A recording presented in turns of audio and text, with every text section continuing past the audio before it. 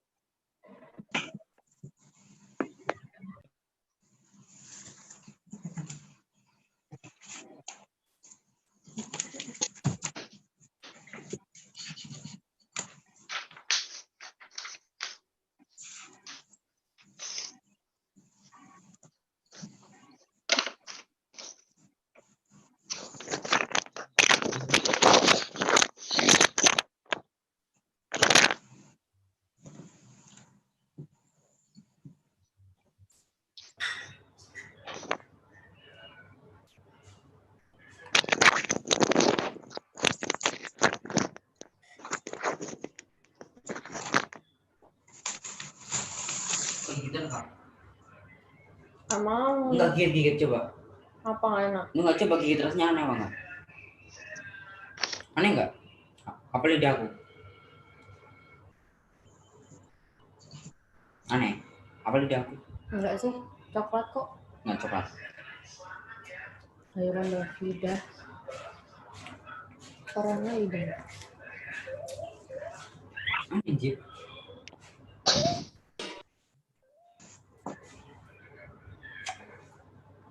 Selamat sore Bapak Ibu, Pak Ponco, Pak Teguh, Pak Sugeng, Ustadz Ali Masun, Pak Masan. Sore. Ya, sore, John. Sore. Oh ini Pak Masun. Nah ini ada Bu Ida juga. Iya.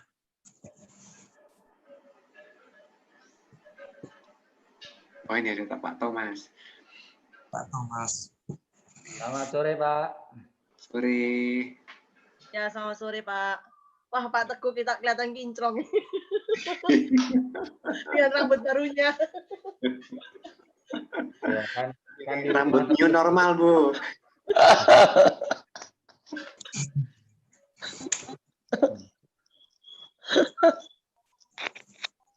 Saya mendekati ya. Mendekati. sore, Ustaz.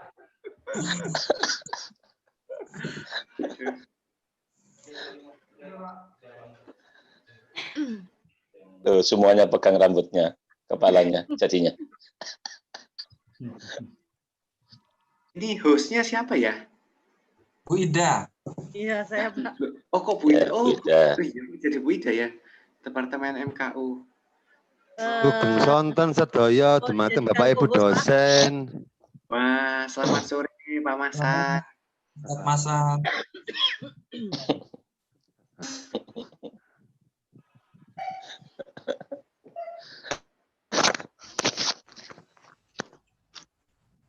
Satu, dua, tiga, empat, lima, enam. Tapi ini ada 5 market.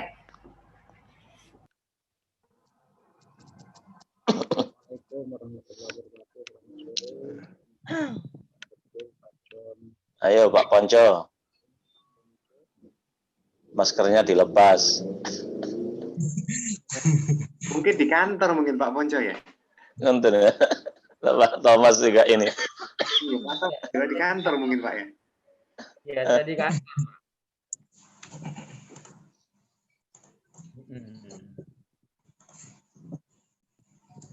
Apa kok janggutnya di maskerin itu?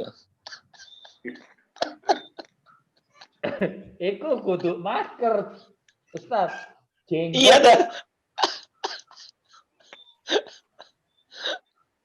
Allah, korban Oh, ini ada lockdown. Pak Hari Mula. Selamat sore Pak Hari. Ya, selamat sore Pak Teguh. Bisa terdengar Pak Teguh?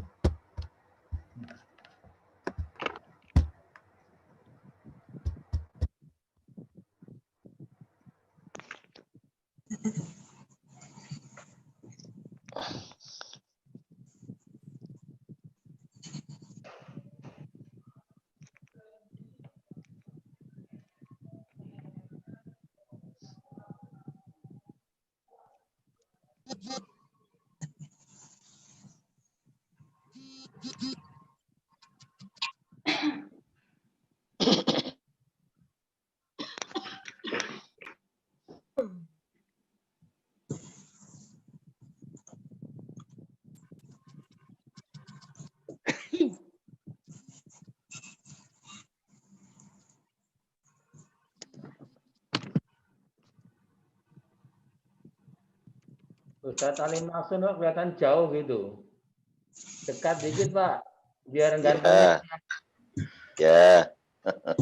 Mau pamer lemarinya mungkin Pak ini. Lemarinya bagus sekali nih Pak Mas. Mana? Lemarinya Bapak di belakang bagus Pak. Oh. Begini. Saya pakai HP, Pak. Oh, Jadi, nggih.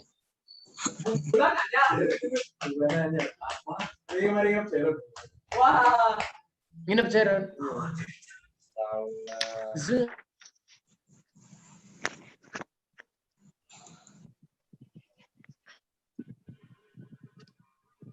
Kemarin saya pakai kopiah.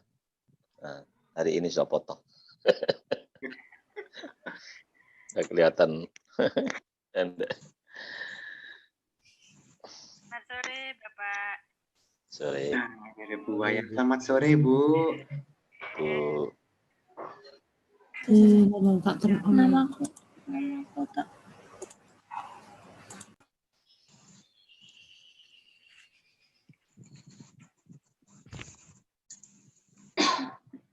Wah, sudah 299 peserta ini. Apa sudah 300? Apa kita Mulai saja Pak Teguh, kita mulai saja. Pak Teguh dimulai aja Pak Teguh. satu menit lagi? Biar kita nggak buang-buang waktu.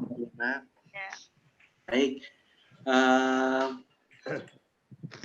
Selamat sore teman-teman semua. Assalamualaikum warahmatullahi wabarakatuh. Shalom. Salam budaya.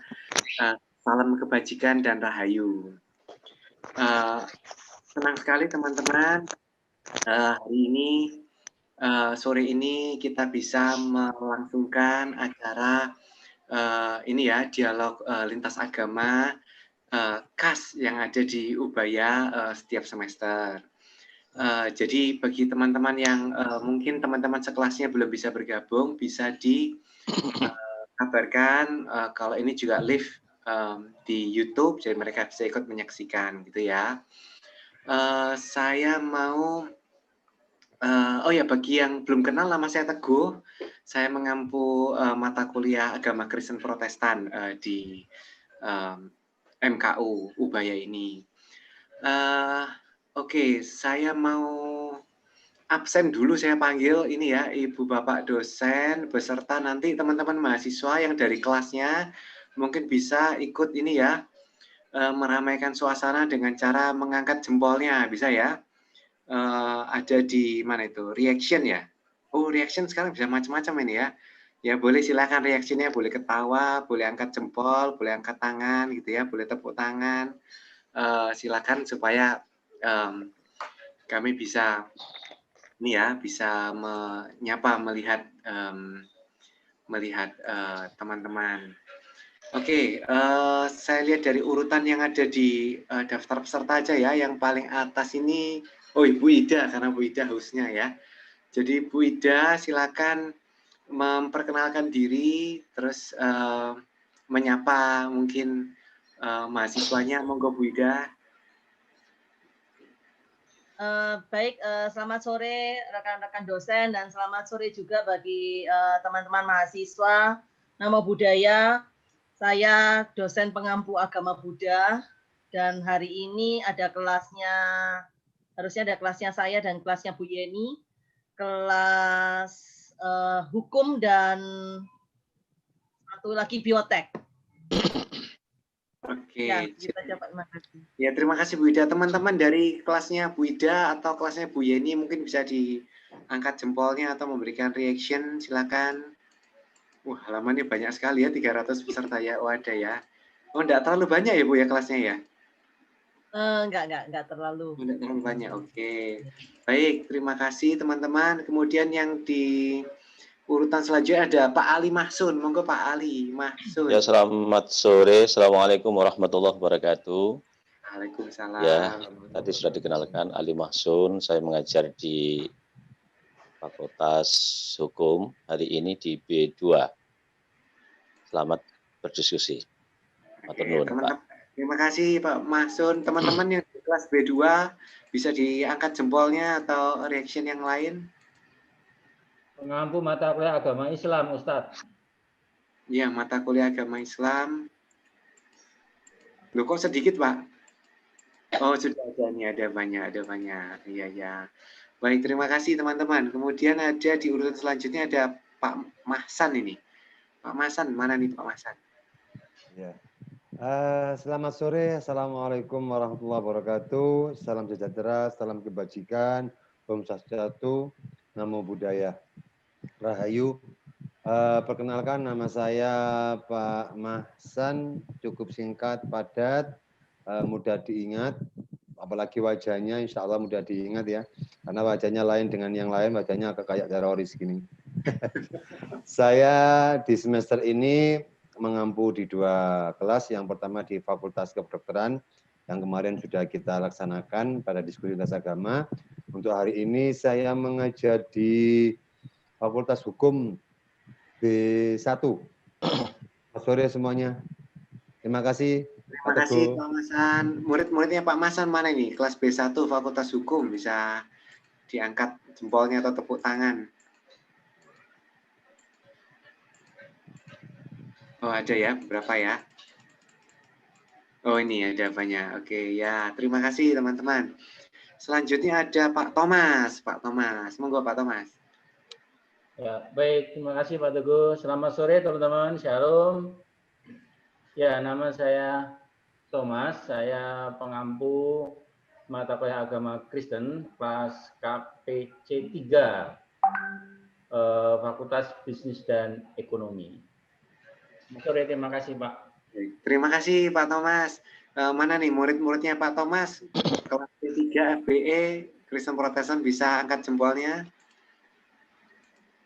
Ada ya, nah ya ini ada. Oh, cukup banyak.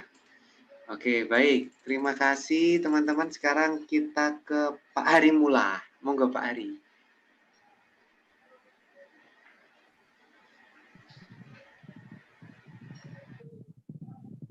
Pak Hari Mula, kok saya enggak kedengaran suaranya Bapak?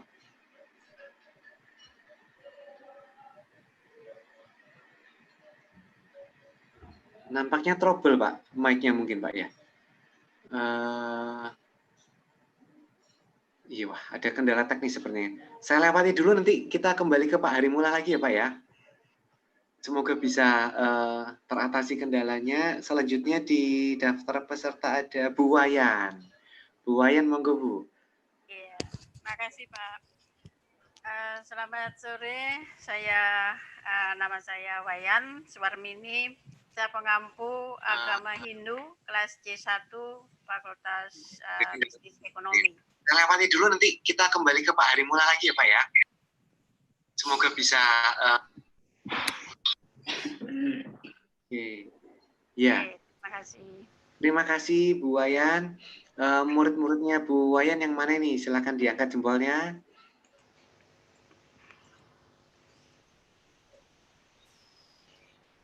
Loh, kok enggak ada? Oh, ada ya. Ada beberapa. Cuman berapa kelintir Pak? 3 atau 4? Enggak apa-apa. Yang selanjutnya ada Pak John. Oh, oke. Pak John. Baik, terima kasih. Selamat sore Bapak Ibu dosen dan juga adik-adik yang baik. Perkenalkan, nama saya John Sinarta Wolo. Adik-adik bisa memanggil saya Wolo, Pak Wolo.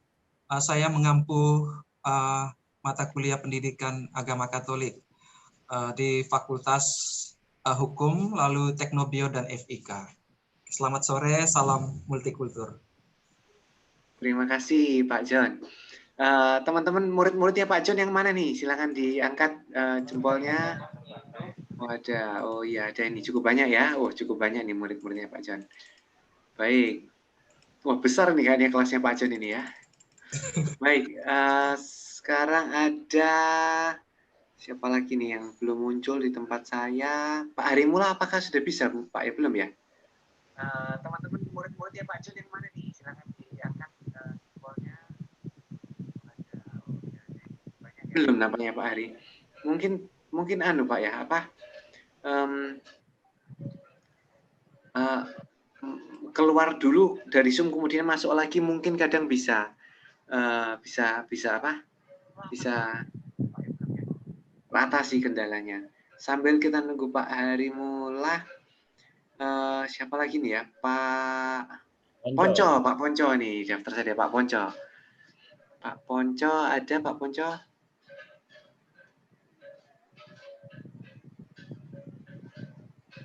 Halo, Pak Ponco?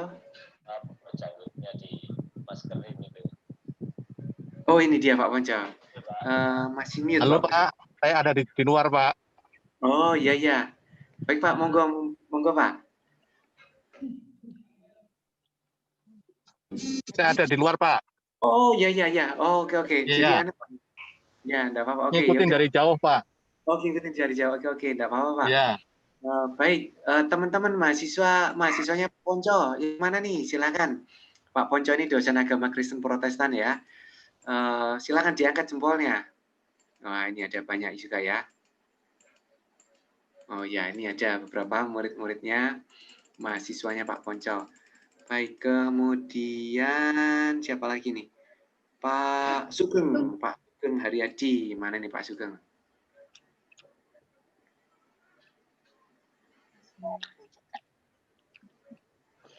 Baik, saya ya. Nah, monggo Pak.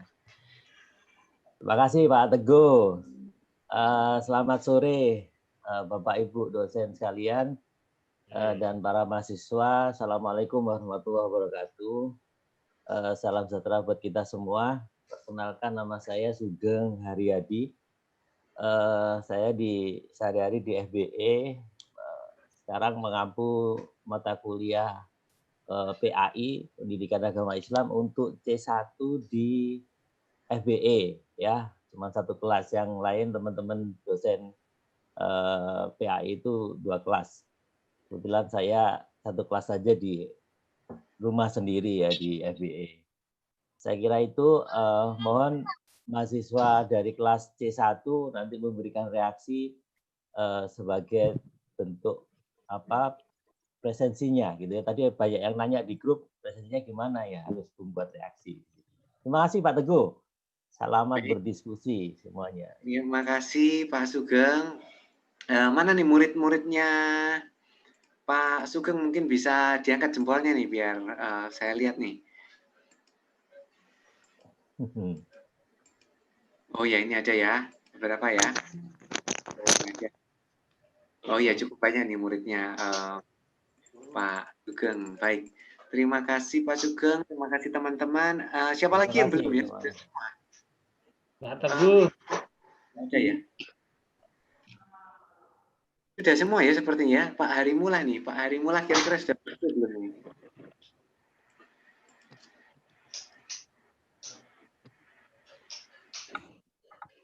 Pak Hari, halo Pak Hari.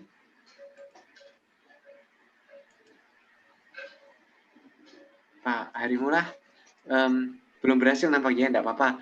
Saya yang memperkenalkan, Pak Harimullah ini dosen pendidikan agama Islam.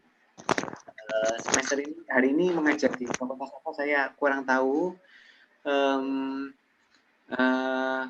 Mungkin mahasiswanya bisa mengangkat jempolnya. Mana nih mahasiswanya Pak Harimullah? FT E1 Pak.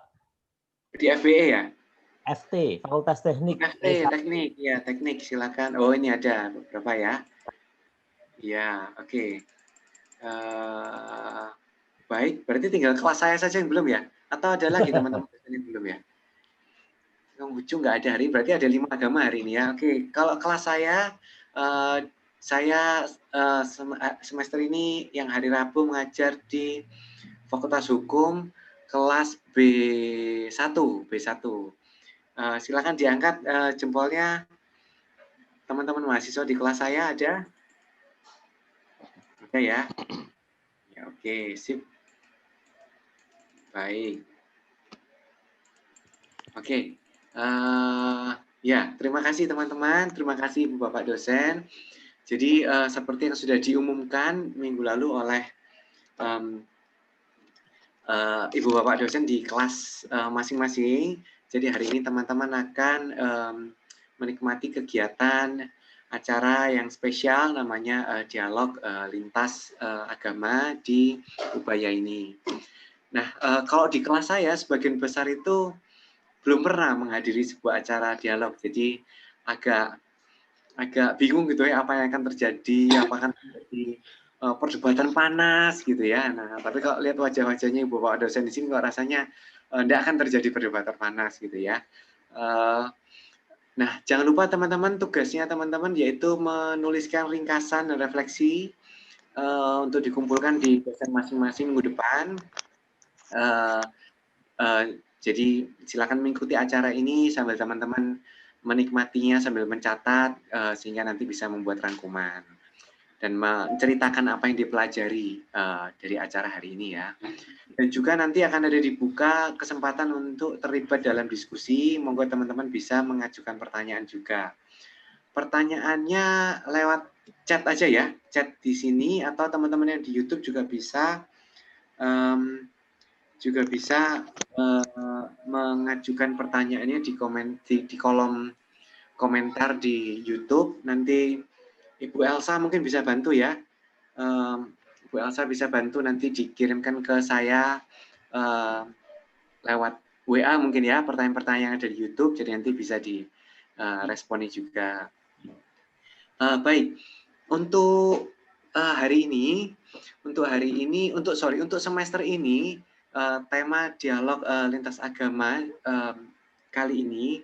Jadi bagi teman-teman mahasiswa, setiap semester acara dialog lintas agama ini memiliki tema yang berbeda-beda.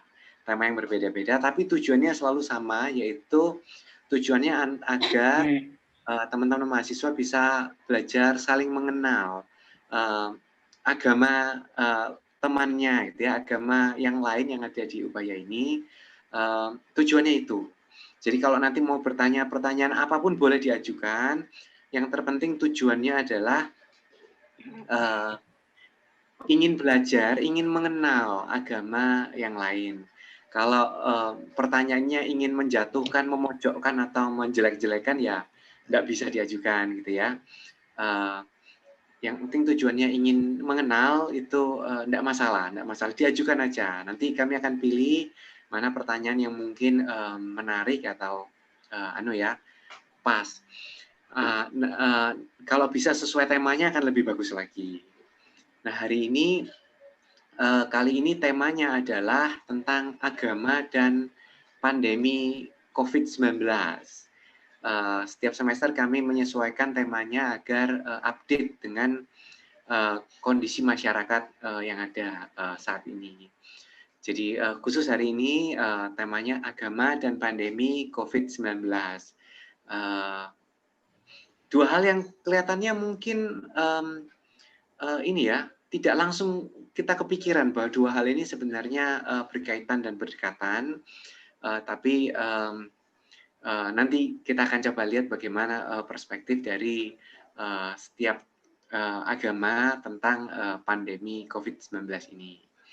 Nah, sebagai pemantik diskusi, nanti kita akan coba tayangkan sebuah video pendek yang dari YouTube gitu ya, teman-teman bisa juga nanti cari sendiri kalau ingin menonton ulang.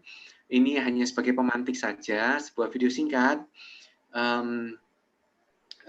dari salah satu jurnalis Indonesia yang terkenal gitu ya, Najwa Shihab ini ya, yang kebetulan ayahnya adalah salah seorang cendekiawan Muslim yang salah satu yang terbaik di Indonesia saat ini yang masih hidup ya.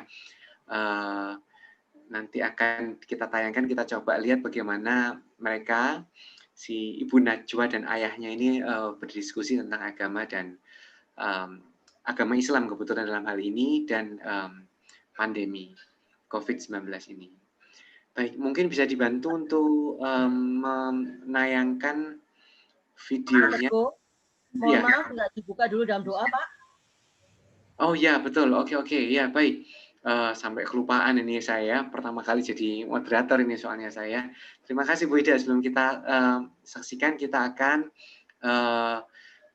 buka dulu dalam doa.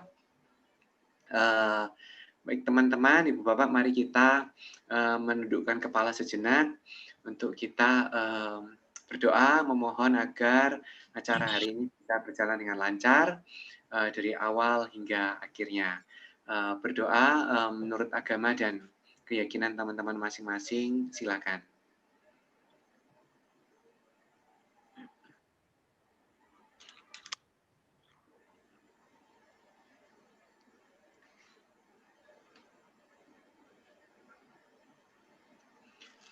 Berdoa selesai. Baik, terima kasih Bu Ida. Ini yang share screen yang bisa cuma hostnya aja. Oh iya, monggo. Bapak ini dari saya ya Pak videonya? Iya, saya soalnya tidak bisa share screen kayaknya Bu. Ya baik.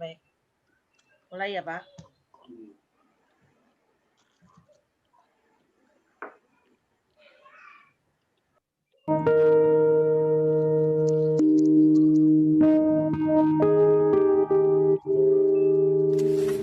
Assalamualaikum Abiku. Waalaikumsalam warahmatullahi. Kita siap-siap jarak jauh ya, karena kan lagi di rumah aja. Nona mau tanya Abi soal corona. Sebagian kalangan menyebarkan informasi dan bilang virus corona ini tentara Allah yang sengaja diturunkan untuk menghukum manusia. Gimana Abiku? Iya, memang terlalu banyak nih berita, tulisan dan sebagainya yang simpang siur, ada yang tidak bertanggung jawab dan ada juga yang memang ada kebenarannya. Dalam konteks menanggapi bencana corona ini, Abi tidak sependapat dengan mereka yang berkata ini adalah siksa Allah. Karena ini melanda dunia mengenai orang-orang baik dan orang-orang yang tidak berdosa. Apakah mereka itu disiksa juga? Abi lebih senang untuk menyatakan bahwa ini adalah bencana yang merupakan ujian dan peringatan dari Allah untuk umat manusia yang dewasa ini seringkali angkuh dan merasa diri mampu melakukan segala sesuatu. Memang di dalam Al-Quran suratul Anfal Allah berfirman, wattaqu fitnatan la tusibanna alladhina zalamu minkum khassa. Hati-hatilah datangnya suatu bencana, ujian yang bisa menimpa bukan hanya orang-orang yang durhaka dan berzalim di antara kamu. Jadi ini bencana berupa ujian. Memang kita juga harus sadar bahwa orang-orang yang tidak bersalah, orang-orang yang dekat kepada Allah, yang wafat karena bencana ini, itu akan mendapat nikmat dan ganjaran dari Allah Subhanahu wa Ta'ala. Di dalam hadis Nabi menyatakan bahwa mereka yang wafat karena ta'un, suatu penyakit yang mewabah pada masa Nabi atau sahabat-sahabat Nabi, mereka yang wafat itu dinilai sebagai syahid. Tentu saja syahidnya tidak sama dengan mereka yang gugur dalam peperangan membela kebenaran. Tapi syahidnya ini dinamai syahidul akhirah. Jadi mereka tetap dimandikan, disalatkan, dikafankan. Berbeda dengan yang gugur di jalan Allah, tidak dikafankan, tidak dimandikan, dan seterusnya. Tetapi ganjaran yang diperolehnya dari Allah karena kematiannya akibat virus ini itu serupa dengan ganjaran orang-orang yang meninggal di medan perang. Ya, selanjutnya kita bisa berkata begini, bahwa virus-virus itu sebenarnya dapat juga dinamai sebagai setan-setan. Karena itu Abi juga tidak sependapat dengan mereka yang menamai virus-virus itu sebagai tentara-tentara Allah. Di dalam Al-Quran dan di dalam hadis-hadis Nabi, kita menemukan bahwa penyakit diakibatkan oleh setan. Mari kita baca ayat Al-Quran yang bercerita tentang Nabi Ayub yang menyatakan, Massaniyat syaitanu binusbin wa'adab. Setan telah menimpa aku dengan penyakit yang melelahkan dan menyiksa. dia namai penyakit itu disebabkan oleh setan atau dengan kata lain virus-virus.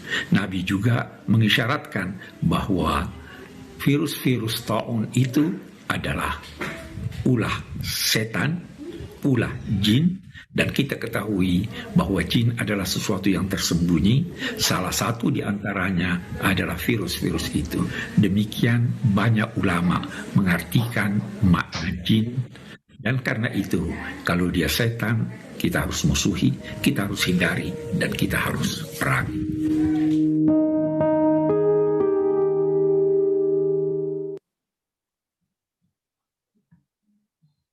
Baik, terima kasih Bu Ida untuk sudah membantu menayangkan video singkatnya. Jadi ini sebuah tayangan untuk memantik diskusi kita sore hari ini tentang bagaimana agama, perspektif agama-agama di dalam konteks pandemi COVID-19 ini. Dan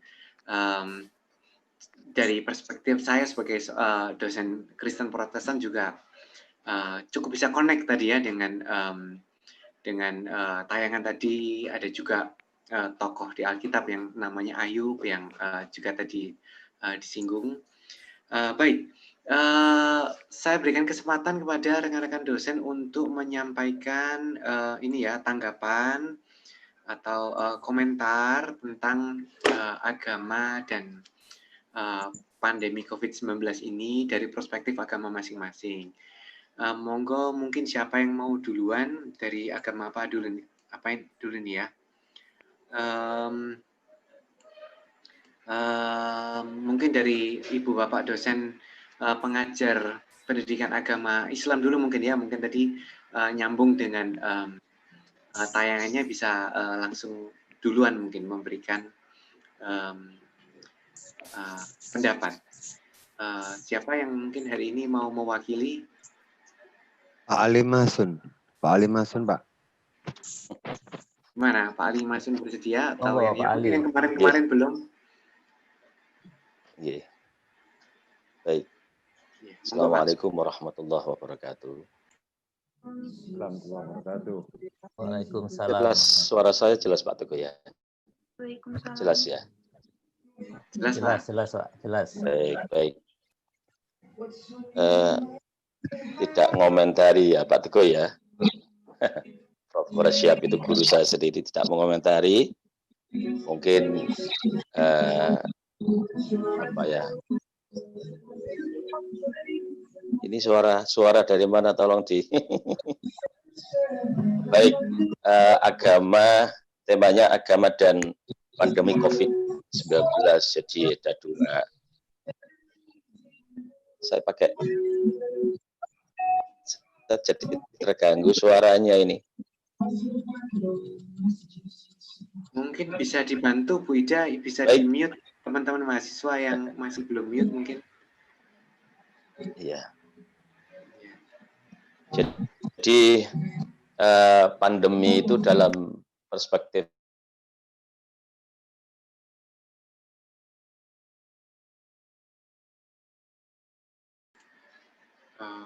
Pak Masun kok ikut ke mute juga ini ya? Pak Masun, bisa dinyalakan mikrofonnya Pak?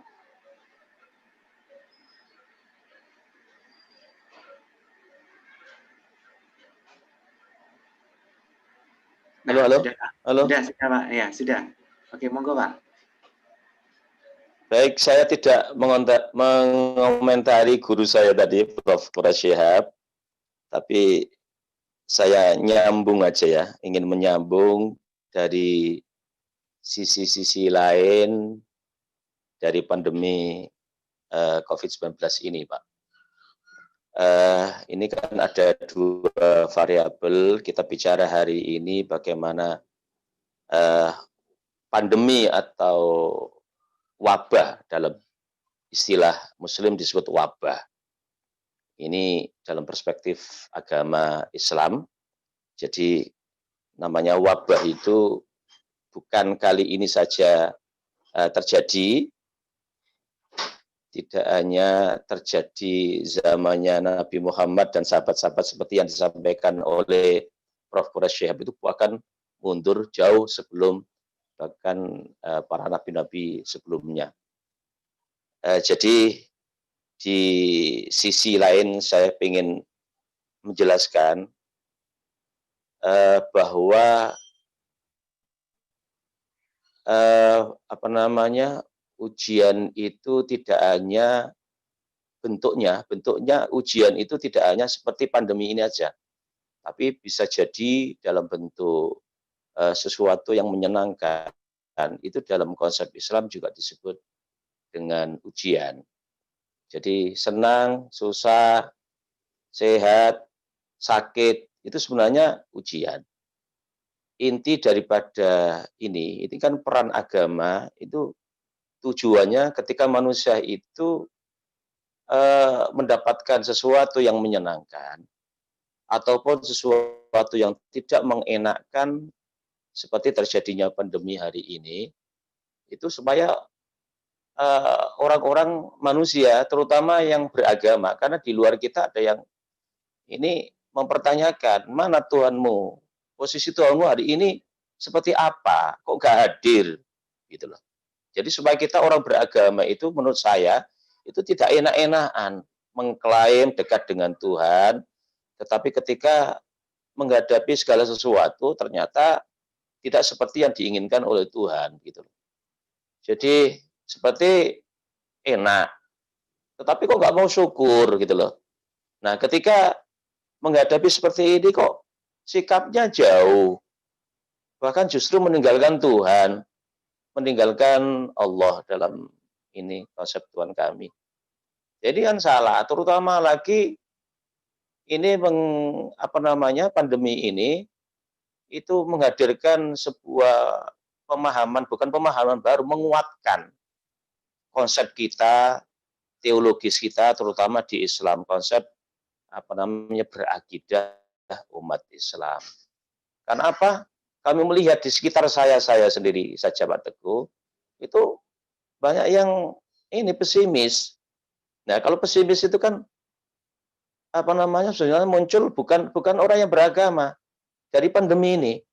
Gitu loh. Jadi sebenarnya wabah atau tadi Prof. Quraish Shihab menyampaikan bencana. Jadi bencana yang terbesar yang dialami oleh orang yang beragama itu tidak ada yang melebihi beratnya atau konsekuensi beratnya begitu, kecuali apabila dia itu tidak mampu mempertahankan iman yang sudah terbangun itu. Jadi misalnya mendapatkan musibah ini kok jauh dari Tuhan, bahkan yakhrujuna minad dunya bighairi iman di dalam Islam. Keluar dari dunia ini sampai misalnya tadi mati, ada konsep syahid dan non syahid tadi itu, mati syahid dan itu keluar dari bumi ini mati ternyata tidak membawa iman. Itu bencana yang terbesar bagi orang yang beriman. Jadi ini sekali lagi pertanyaan bagi kita semuanya, para agamawan ini, ya di samping menguatkan, karena ini bicara kita ini peran agama dalam mengasah jiwa, ya menguatkan jiwa kita. Dan yang kedua, mempersiapkan diri untuk menjawab pertanyaan-pertanyaan orang yang mengklaim tidak bertuhan itu. Karena apa? Ini Tuhan tidak ada. Dalam posisi ini Tuhan tidak ada. Kita bisa menjawab. Jadi baik ini perspektif pribadi, masing-masing pribadi dalam menghadapi ini, dan kita harus bertanggung jawab sebagai orang yang beragama bahwa Allah, Tuhan itu selalu hadir di dalam setiap keadaan manusia. Terutama ketika manusia itu menghadapi krisis. Itu paling nampak benar. Kalau orang itu diuji kekayaan itu nggak nampak, tapi ketika diuji sakit, dijatuh miskin, itu kemudian mereka bisa survive. Itulah yang betul-betul orang yang mampu mempertahankan agama ini. Saya kira itu. Nanti kita lanjutkan di diskusi lanjutnya Pak Teguh dan yang lain. Terima kasih. Assalamualaikum warahmatullahi wabarakatuh. Baik, terima kasih banyak Halo? Pak Ali Masun. Terima kasih Pak. Ya. Ya, terima kasih. Perspektif yang sudah disampaikan. Jadi bagaimana ini ya ujian iman gitu Pak ya untuk terus justru dalam kondisi yang sulit, kemudian semakin mendekatkan diri kepada Sang Ilahi itu gitu ya. Baik, terima kasih Pak Ali Mahsun. Kita lanjutkan perspektif mungkin dari agama yang lain. Siapa ini ya? Dari agama Hindu mungkin. Agama Hindu, Ibu Wayan. Ya Pak, baik. Oke, nah ya. Monggo Bu, bagaimana perspektif Ibu dari pengajar agama Hindu tentang pandemi atau wabah COVID-19 ini? Baik, selamat sore. Saya ucapkan pada Bapak dan Ibu yang di ini dan kepada mahasiswa ya yang saya banggakan. Saya akan menjawab atau memberikan pandangan dari perspektif Hindu tentang COVID dan agama. Sebenarnya apa yang dikemukakan oleh Bapak Quraish Shihab tadi itu dari sudut pandang Hindu hampir mirip, ya, hampir mirip. Nah, kemudian di mana corona atau COVID-19 ini ya sudah melanda dunia, ya, yang membuat negara-negara di dunia ini kalang kabut, gitu ya. Nah, bagaimana kalau ditinjau dari sudut agama? Ya. Kalau di dalam agama Hindu, COVID atau bencana, nah, itu bisa dimasukkan ke dalam buta kala, ya, buta kala. Di mana di dalam teologi Hindu, buta kala dan dewa itu diciptakan oleh Yang Widiwasa itu untuk menciptakan keselarasan atau keharmonisan alam semesta, ya, termasuk COVID, ya, COVID-19 ini. Nah, itu menurut pandangan Hindu juga adalah sebagai salah satu untuk menyelaraskan atau mengharmoniskan, ya, alam semesta ini. COVID itu sebenarnya merupakan sebuah bencana atau penyakit, ya, bentuknya. Itu sama dengan seperti angin, ya, angin puting beliung, ya, topan, gunung meletus, ya, misalnya ombak besar di laut, ya, itu semua adalah berbahaya, gitu, ya. Nah, kenapa demikian? Karena di dalam pandangan Hindu, ya, buta kala dan dewa itu adalah berjalan di dalam sebuah siklus. Ya, ini merupakan sebuah siklus. Munculnya COVID-19, ya, seperti saat ini yang kita hadapi, itu adalah bentuk dari salah satu siklus, ya, yang juga merupakan hukum alam atau yang disebut dengan reta. Ya, reta itu adalah hukum alam, yaitu kesadaran yang maha tinggi yang mengatur detak jantung semesta ini, ya, termasuk, ya, tarik nafasnya manusia, hewan, ya, kemudian tumbuhan, ya, dalam fotosintesis. Nah, itu termasuk, ya, di dalam siklus, ya, yang mungkin digolongkan ke dalam buta, gitu, ya. Kemudian COVID itu sendiri, ya, bukan merupakan sebuah kutukan atau bukan merupakan sebuah berkah, gitu, ya. Tadi sudah saya katakan, ya, itu ya mungkin sama dengan bencana-bencana lainnya, gitu, ya. Hanya saja kalau COVID ini bentuknya virus, ya, yang sulit untuk kita deteksi adanya di mana, gitu. Sehingga kemudian di dalam teologi Hindu itu ada di dalam kalender ritual Hindu, kalau datangnya siklus ini, ya, terutama yang sifatnya buta, ya, buta itu artinya gelap, ya, gelapan, artinya pengaruh yang negatif, gitu ya. Umat Hindu itu disarankan untuk berdoa dan melakukan ritual. Nah, apa fungsi doa dan ritual yang dilakukan itu? Itu adalah untuk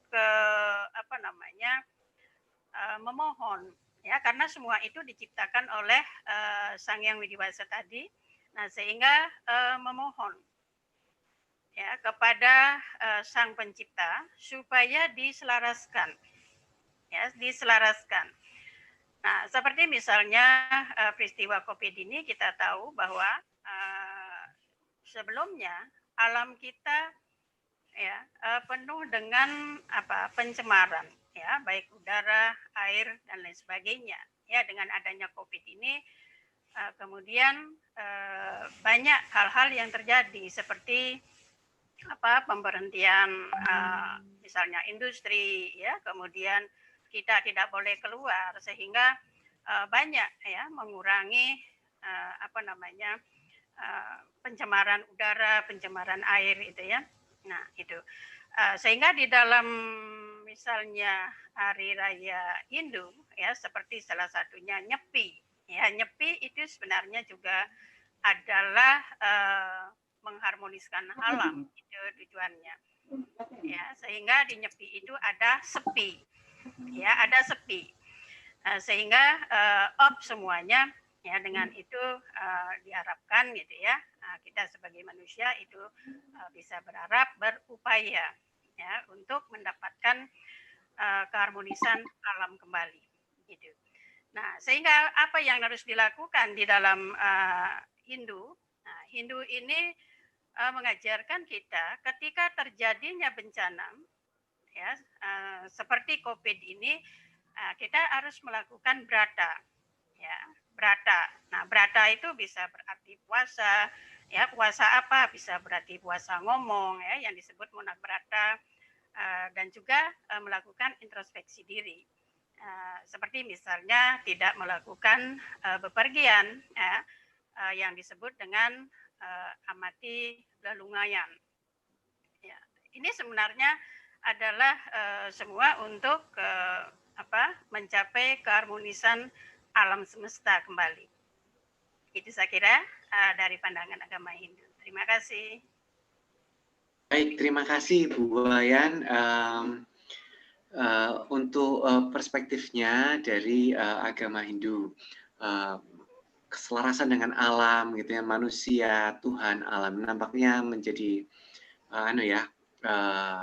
salah satu yang difokuskan di dalam menyikapi wabah pandemi ini. Baik, terima kasih Bu Wayan tadi dari perspektif agama Hindu. Sekarang mungkin ke perspektif agama Kristen Katolik dulu mungkin ya. Kebetulan hanya ada satu kelas Katolik yaitu Pak John. Ya, betul Pak John ya. Silakan Pak John. Oke, baik, terima kasih atas kesempatan yang diberikan Pak Teguh, rekan-rekan dosen dan juga adik-adik sekalian. Ada 2 poin yang mau saya sampaikan pada kesempatan ini berkaitan dengan topik dan juga video pemantik tadi, Kiai Kurai Siap. Pertama, komentar saya terhadap video tersebut, dan yang kedua, kecenderungan yang muncul untuk meniadakan atau bahkan mungkin menyepelekan kemahakuasaan Allah. Orang kemudian menjadi skeptis. Saya kira narasi seperti itu juga sangat ramai muncul, bukan hanya dalam kalangan umat Katolik, tapi juga dalam banyak komunitas religius. Yang pertama, saya sangat terkesan dengan apa yang tadi disampaikan oleh Kurai Siap.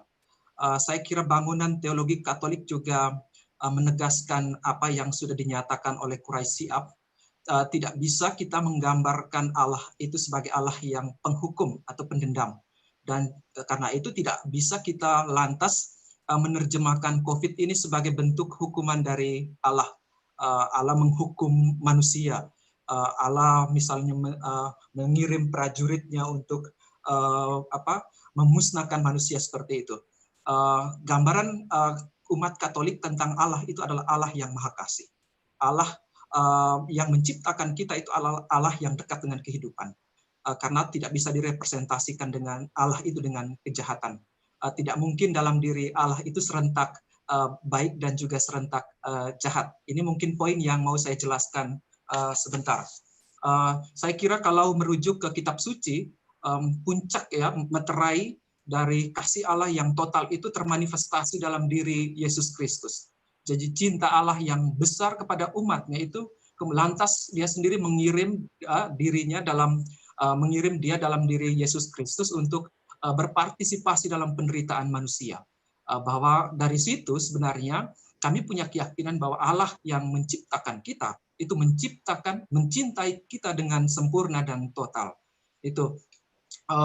Lalu pertanyaan berikutnya adalah, ini juga poin kedua yang mau saya tegaskan, lantas kemudian orang akan mempertanyakan, kalau memang Allah yang mencintai kita itu mencintai dengan sempurna dan total, lantas dari manakah keburukan seperti pandemi ini? Saya kira ini pertanyaan yang membuat jubin gereja dan masjid itu sepi dari sentuhan-sentuhan sol sepatu umat yang sebelumnya begitu meriah. Refleksi seperti ini bukan saja datang ketika pandemi ini, saya kira, rekan-rekan dan juga adik-adik. Saya teringat ada bacaan Epikurus yang hidup 300-an sebelum Masehi, itu juga sudah membuat orang yang percaya terhadap dewa-dewi itu meninggalkan keyakinan mereka. Dia bilang nggak mungkin ya kita itu lantas percaya kepada dewa-dewi, atau kita menyebutnya sekarang Allah yang serentak maha kuasa dan juga maha besar, maha baik, maaf. Tidak mungkin ada Allah itu yang serentak, yang sekaligus maha kuasa dan juga maha baik. Kenapa dia bilang? Kalau dia maha baik, itu tentu tidak ada keburukan yang hadir di sekitar kita.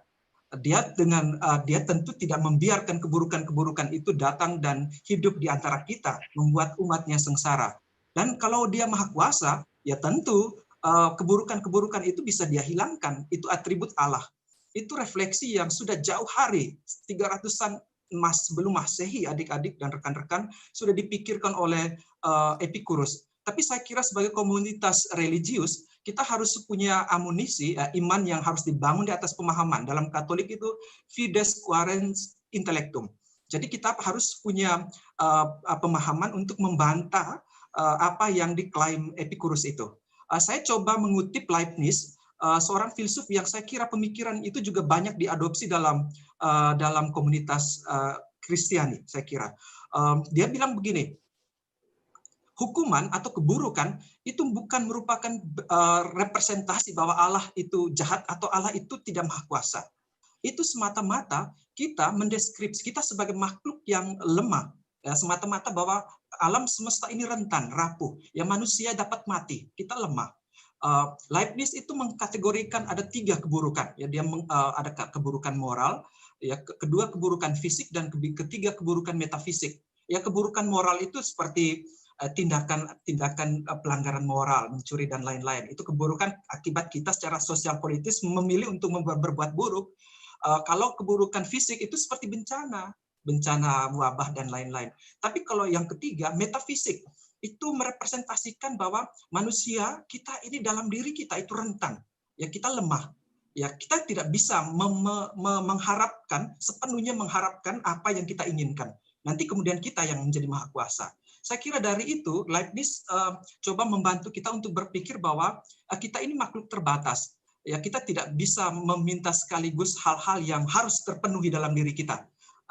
Yang seperti itu kita sering bilang yang maha kuasa, yang sempurna itu hanya dalam diri Allah. Tapi alasan seperti ini juga kemudian tidak menjadi amunisi untuk kita kehilangan gairah, imajinasi untuk keluar dari keburukan-keburukan yang ada. Saya kira Allah juga menciptakan dengan akal, sehingga kita punya imajinasi untuk keluar dari keburukan-keburukan yang ada. Misalnya, kemudian ini kita juga berbicara tentang iman dan akal budi. bergandengan tangan membuka diri, karena rasio kita bisa menjangkau, kita diciptakan Allah, maka kita juga mengambil bagian dari sifat kemahakuasaan Allah dengan rasionalitas kita. Misalnya hari-hari ini diminta agar umat Katolik misalnya taat protokol kesehatan, itu kan kita bermitra dengan pengetahuan untuk bisa keluar dari apa yang menjadi kekurangan atau keburukan kita. Ya, itu karakter kita, patuh dan lain-lain. Ini juga saya kira kalau seperti tadi, ini hebat Quraisy kiai intelektual ini cendekiawan, itu punya makna yang sangat dalam. Saya kira kalau orang menerjemahkan pandemi atau keburukan sebagai hukuman dari Allah, lantas itu kan meniadakan kemampuan orang untuk keluar dari situ. Ya pasrah saja, memang itu hukuman dari Allah. Ya kemudian kita tidak keluar dari misalnya usaha untuk keluar dari pandemi ini. Itu juga sangat berbahaya. Maka aspek kemahakuasaan, karena kita mengambil bagian dari ciptaan Tuhan, maka karakter itu juga ada dalam diri kita. Misalnya dengan sekarang saya kira Allah itu juga teresap dalam diri para medis yang hari-hari ini sedang susah payah merawat kita dan juga menemukan obat itu. Saya kira Pak Teguh itu saja. Kalau soal teologi, saya kira banyak hal tadi sudah disampaikan dan itu secara substansi sama-sama menyangkut dengan apa yang ditegaskan dan apa yang diimani oleh komunitas Katolik. Itu saja. Ada pertanyaan atau apa selebihnya nanti baru kita berdiskusi. Selamat siang. Salam multikultur. Baik, terima kasih Pak John untuk pendapatnya, perspektifnya. Saya rasa ini ya cukup berat ini ya kalau dari Pak John ini karena melibatkan filosofi tentang natur dari Allah, penderitaan manusia itu yang memang perdebatannya telah terjadi berabad-abad. Terima kasih untuk pencerahannya Pak John. Untuk teman-teman mahasiswa, monggo silakan kalau mau menuliskan pertanyaan di chat sudah boleh ya. Maksud saya supaya nanti bisa lebih cepat. Jadi kalau mau menuliskan pertanyaan di chat boleh. Nanti Ibu Bapak dosen bisa sambil melihat chatnya ya, sambil melihat mungkin ada pertanyaan yang ingin diresponi oleh Ibu Bapak, boleh nanti bisa langsung diresponi gitu ya. Ini di sini baru ada satu, tapi tidak apa-apa, kita tunggu teman-teman menuliskan pertanyaannya. Oke. Sambil kita lanjutkan ke dua agama yang lain yang belum ini ya. Ibu Ida dulu dari agama Buddha, gimana Bu? Boleh Pak. Ya, monggo Bu Ida. Ya baik, teman-teman selamat sore. Ya dari agama Buddha,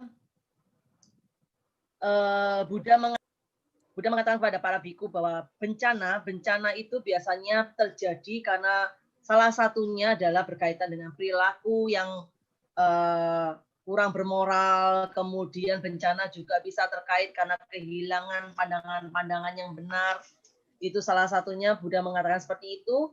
Tapi sekaligus Buddha juga mengatakan bahwa setiap apa yang kita dapatkan seharusnya kita harus mulai melihat dan bercermin apa sih yang sebenarnya kita sudah lakukan sebelum-sebelumnya.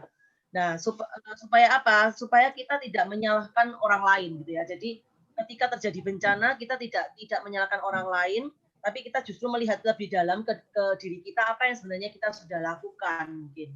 Nah, kemudian karena di Buddhis itu kita meyakini bahwa segala elemen yang ada di dunia ini, di alam semesta ini memang saling kait-mengkait. Oh ya. Ada hubungan antara kita dengan alam.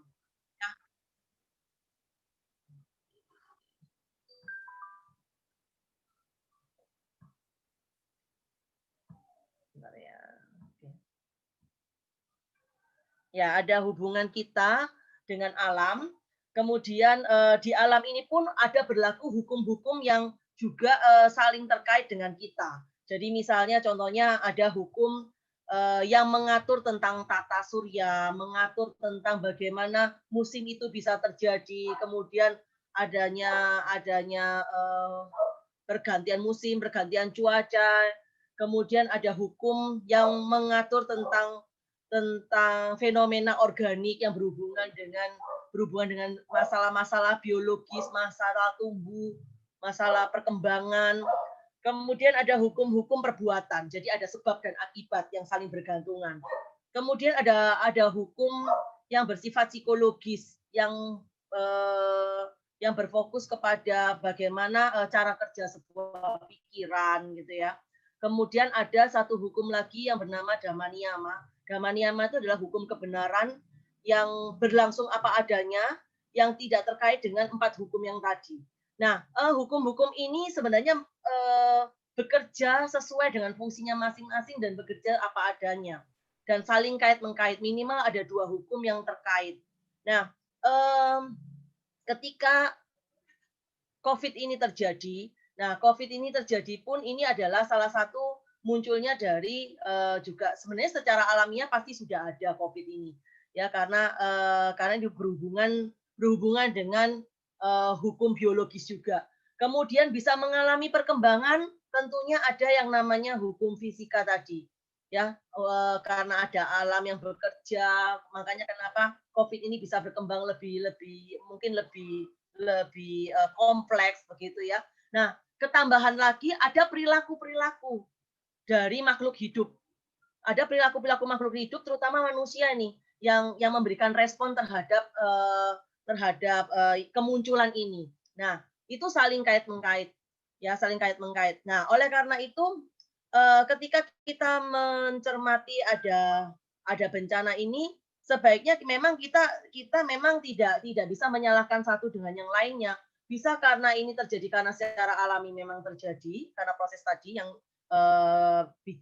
bija niyama, utu niyama tadi, tapi bisa juga karena memang perilaku manusianya tadi. Mungkin kan ada isu yang mengatakan bahwa COVID ini karena orang yang memakan sesuatu, gitu, memakan binatang sesuatu, kemudian bisa menyebabkan sampai terjadi COVID. Ya, itu bisa saja terjadi, ya, bisa saja terjadi. Nah, namun satu poin penting yang mesti kita sadari di sini bahwa karena keberadaan semua makhluk ini saling kait-mengkait, maka perlu bagi kita sebagai umat Buddha itu menjaga. Jadi menjaga perilaku-perilaku kita.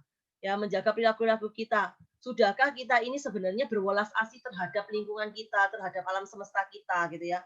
Sehingga perilaku kita ini tidak membuat lingkungan kita atau makhluk-makhluk di sekitar kita ini jadi menderita, gitu. Karena ketika itu menderita, maka akan terjadi sebab akibat yang saling berhubungan secara terus-menerus.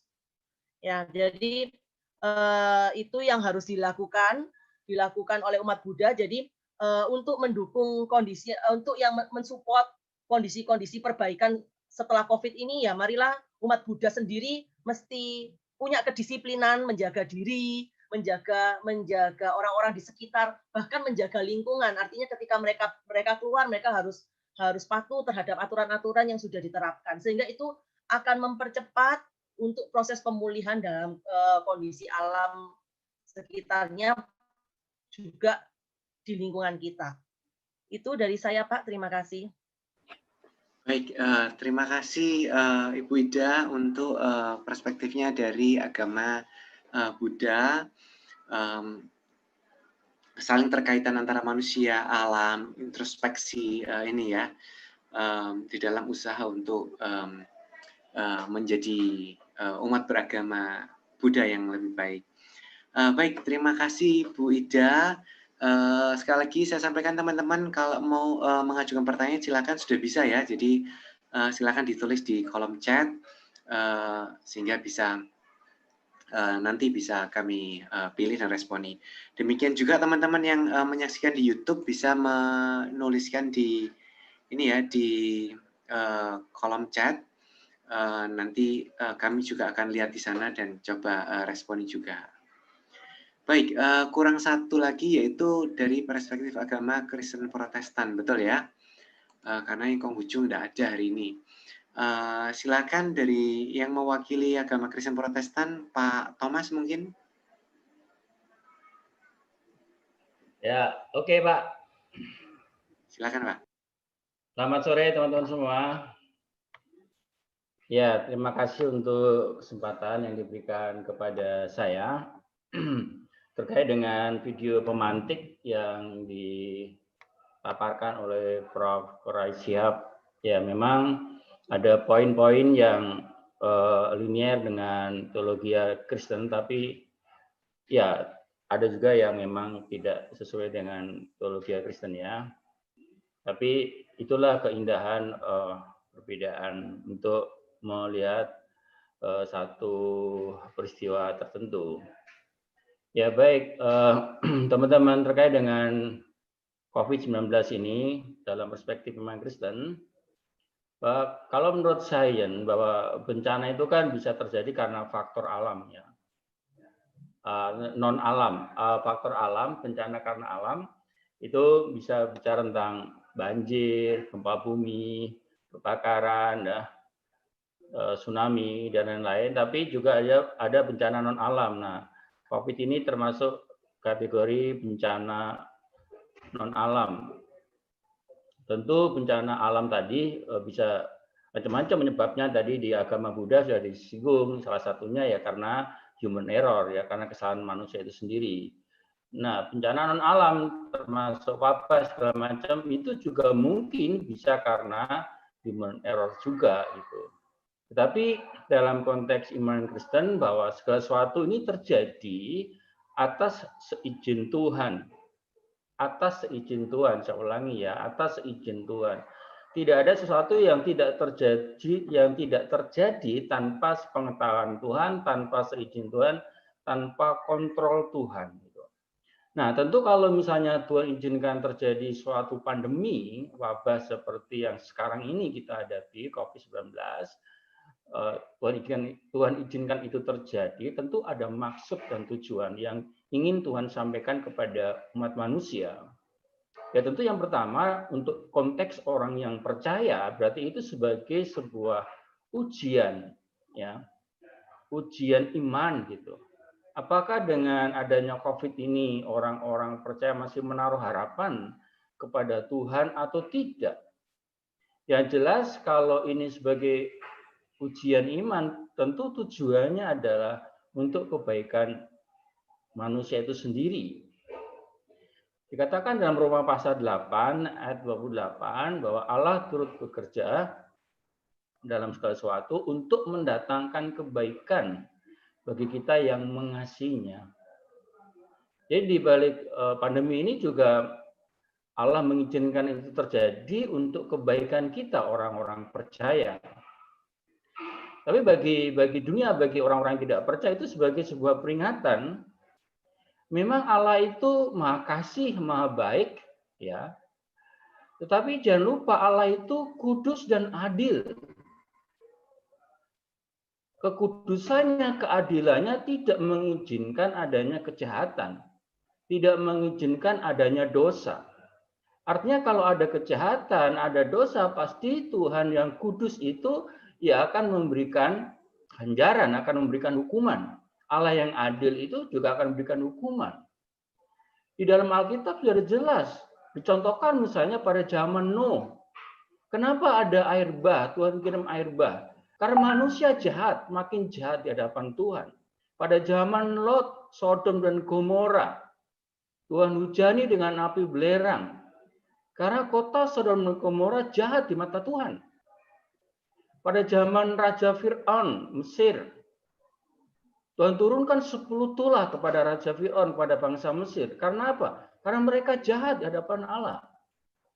Ingat, Allah memang kasih, Allah memang baik, tapi Allah itu kudus, Allah itu adil. Sehingga Allah tidak mungkin membiarkan kejahatan.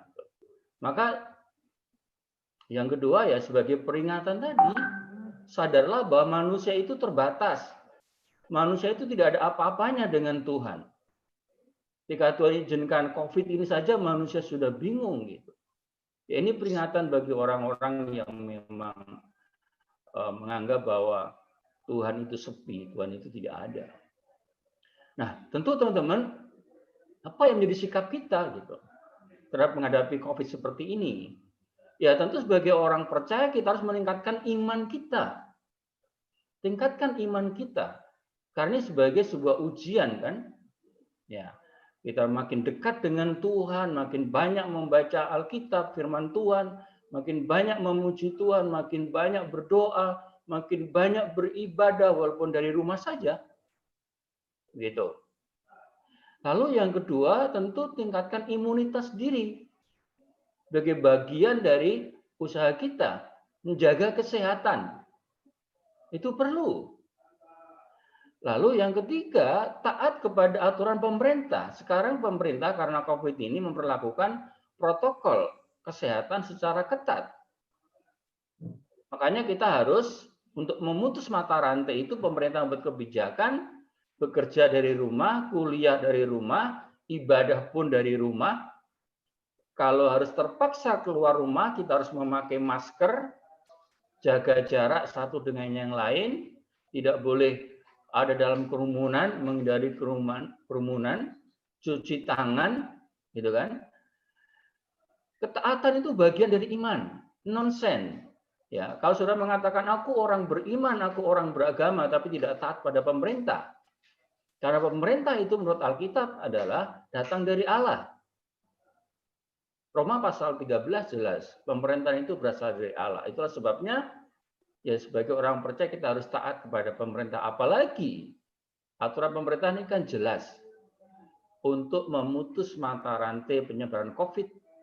Dan itu adalah untuk kebaikan kita semua. Saya rasa itu Pak Teguh perspektif iman Kristen terhadap COVID yang sedang kita alami sekarang ini. Sebenarnya masih banyak tapi karena waktu. Tapi kan cukup dulu. Terima kasih. Baik, terima kasih Pak Thomas. Saya rasa jelas sekali bagaimana umat Kristen ya, baik secara teologis maupun secara praktis tadi dijelaskan oleh Pak Thomas apa yang harus dilakukan di dalam kondisi pandemi ini. Baik, terima kasih Bapak dosen untuk perspektif-perspektif yang diberikan dari setiap agama. Sekarang kita masuk ke bagian yang terakhir dari acara hari ini, yaitu diskusi ya. Ini sudah ada beberapa pertanyaan dari teman-teman mahasiswa yang dari YouTube juga sudah saya masukkan di chat di sini. Mungkin monggo Ibu Bapak dosen mungkin bisa memilih ada pertanyaan mungkin relevan ingin ditanggapi dulu, mungkin dari Ibu Bapak dosen yang belum menyampaikan pendapatnya hari ini bisa boleh duluan mungkin gitu ya. Monggo Ibu Bapak.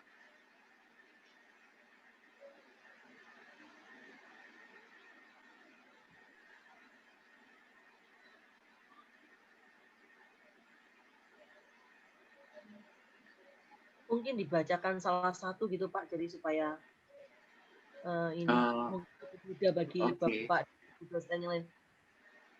Iya, Atau saya bantu?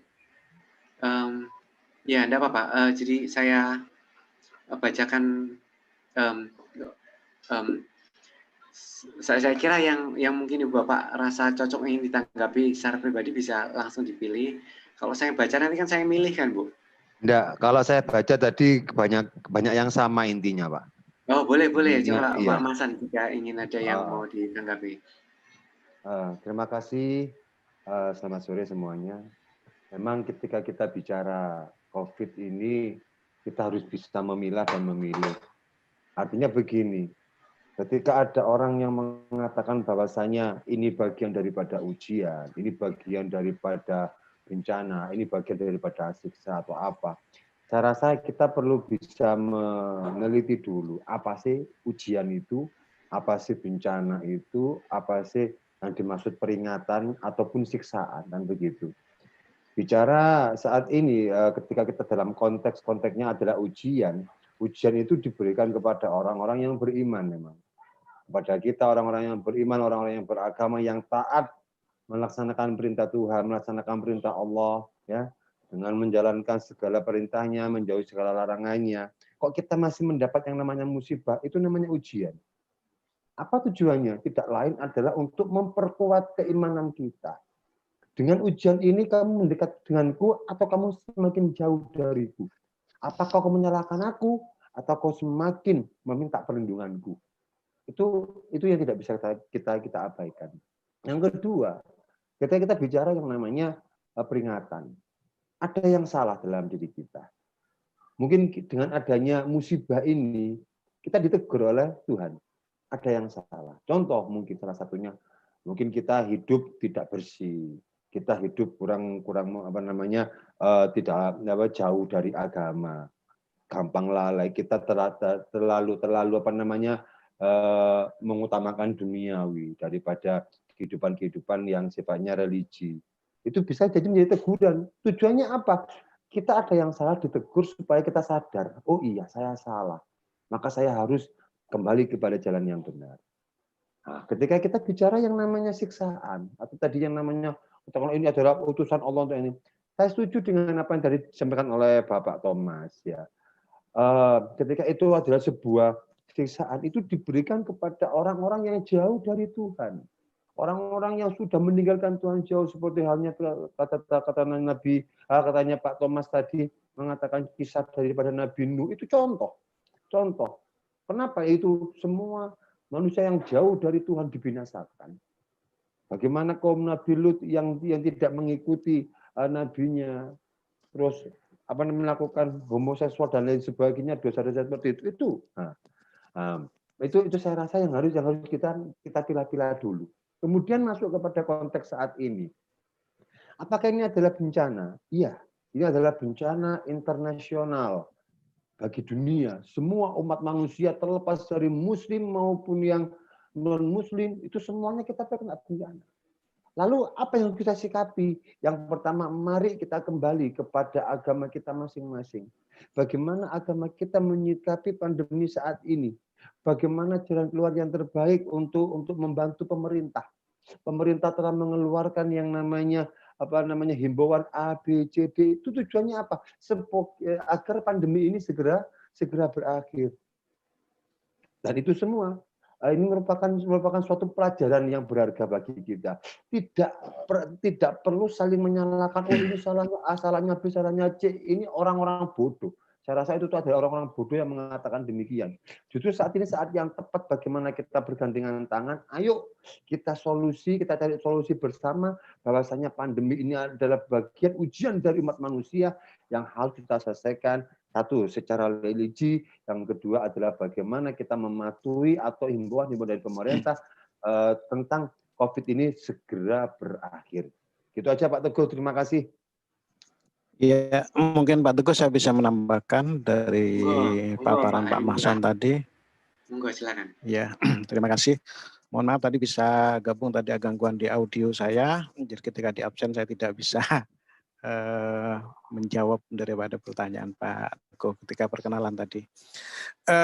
Baik Bapak Ibu dosen, adik-adik, mahasiswa, sebagaimana tadi yang diutarakan oleh Pak Mahsan, bahwa dengan adanya virus corona ini memang kita senantiasa diingatkan oleh Allah Subhanahu wa taala. Kita ini diuji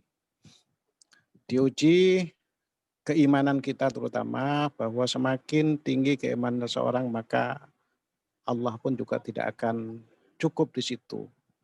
Ya, ibarat pohon itu semakin tinggi maka terpaan angin pun juga akan semakin tinggi.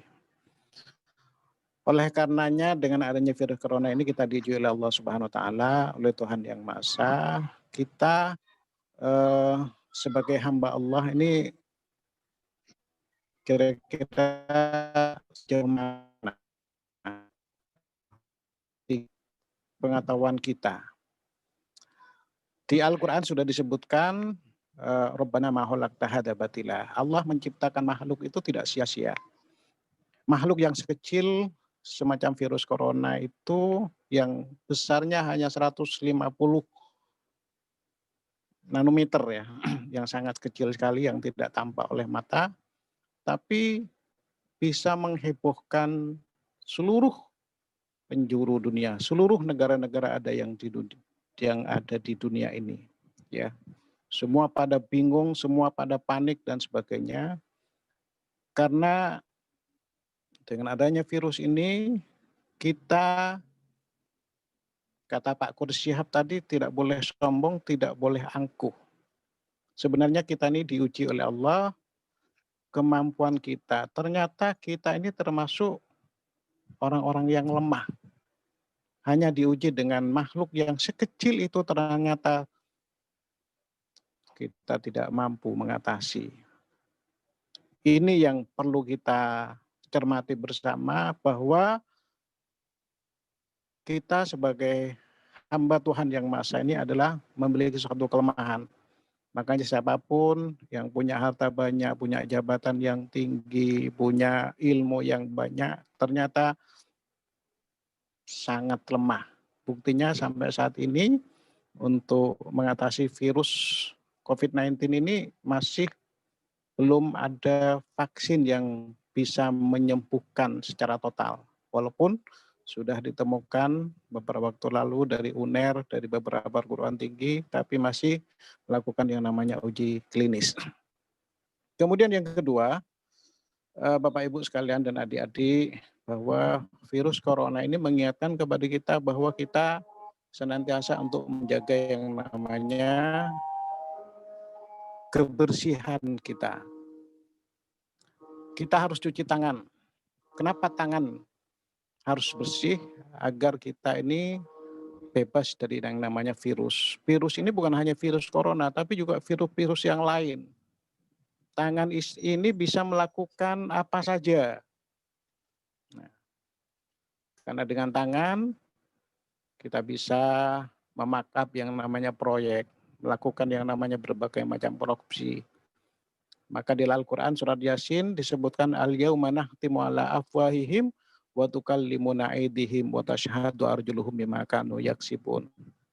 Besok yang akan mempertanggungjawabkan apa yang kita lakukan selama di dunia ini, tidak lain dan tidak bukan itu adalah tangan dan kaki kita. Bukan mulut kita, bukan penglihatan kita, bukan telinga kita, tapi tangan dan kaki. Maka dari itu, baik perintah daripada Allah Subhanahu wa taala maupun dari pemerintah berupa protokol kesehatan untuk senantiasa mencuci tangan, artinya kita bukan hanya sekedar untuk mencuci tangan begitu saja, harus bisa menjauh dari perbuatan-perbuatan yang dilarang oleh agama. Kemudian yang ketiga, bahwa dengan adanya virus corona, bahwa pengetahuan yang kita miliki ini hanya sedikit. Allah berfirman di dalam Al-Quran, wa ma utitum bil ilmi illa qalila, bahwa apa yang diberikan Allah itu hanya sangat sedikit. Ibarat mencelupkan jari-jari tangan ke dalam sebuah bejana, kemudian jari-jari tangan itu kita angkat, kemudian menetes, maka tetesan itulah ilmu yang kita miliki. Hanya sedikit, makanya kita, kata Pak Kudus Syihab, tidak boleh sombong, tidak boleh angkuh. Ya. Saya rasa itu. Kemudian yang terakhir, Bapak Ibu dan adik-adik sekalian, kita harus senantiasa bersyukur kepada Allah Subhanahu wa taala atas nikmat yang telah diberikan oleh Allah Subhanahu wa taala. Bersyukur karena kita sampai saat ini masih diberi kesehatan oleh Allah. Kita bisa bernafas. Kita masih melakukan berbagai macam aktivitas. Bayangkan dalam satu hari, satu malam kita menghirup udara bebas, gratis, yang diberikan oleh Tuhan Yang Maha Esa, kurang lebih ada sekitar 23.000. Kalau seandainya kita suruh menghitung nikmat yang diberikan oleh Allah SWT, menghitung nafas yang kita hirup setiap hari, maka sesungguhnya kita tidak akan mampu untuk menghitungnya. Maka dari itu kita harus banyak-banyak bersyukur kepada Allah SWT bahwa kita masih diberi kesehatan oleh Allah Subhanahu wa taala, dan kita juga harus bersabar manakala kita ditimpa musibah, maka kita harus bersabar, ya. Tidak boleh mengeluh, tidak boleh mengingkari atau menjauhi daripada ajaran-ajaran agama, baik agama Islam maupun agama-agama yang lain. Saya rasa itu Pak Teguh yang bisa sampaikan, mudah-mudahan bisa menjadikan bahan renungan bersama. Mudah-mudahan kita ini senantiasa untuk selalu bersyukur kepada Tuhan Yang Maha Esa. Terima kasih. Baik, terima kasih Pak Harimullah. Jadi ini ya, mungkin ada pertanyaan-pertanyaan tentang menjadi malas beribadah, gitu. Itu mungkin bagian dari ujian itu ya, agar ujian bagi keimanan kita di tengah kondisi yang sulit ini. Terima kasih. Ada pertanyaan-pertanyaan yang lain yang mungkin Ibu Bapak dosen ingin jawab? Pak. Saya rasa ada beberapa pertanyaan yang intinya adalah mempertanyakan mengenai apakah yang terjadi saat ini itu ini ya bagian dari kehendak Tuhan ataukah ini kesalahan manusia yang kemudian manusia harus bertobat untuk mengubahnya. Jadi antara perilaku manusia atau kehendak Tuhan ini mungkin mungkin Pak John atau Pak Thomas mungkin agak nyambung dengan yang tadi dikatakan. Oke Pak, saya coba menjawab. Maaf di luar yang tadi Pak Teguh sampaikan. Ada dua hal yang mau saya jelaskan dari dua pertanyaan Pak, soal apakah ada kemungkinan bahwa tradisi yang sudah dibangun cukup lama oleh komunitas religius itu berubah, misalnya dengan adanya pandemi seperti ini, untuk sebagai bentuk penyesuaian seperti itu.